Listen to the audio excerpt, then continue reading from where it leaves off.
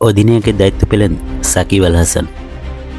আসন্ন আবুধাবি টি10 লিগে নতুন ফ্র্যাঞ্চাইজি রয়্যাল চ্যাম্পিয়নের অধিনায়কের দায়িত্ব পেলেন সাকিব আল হাসান।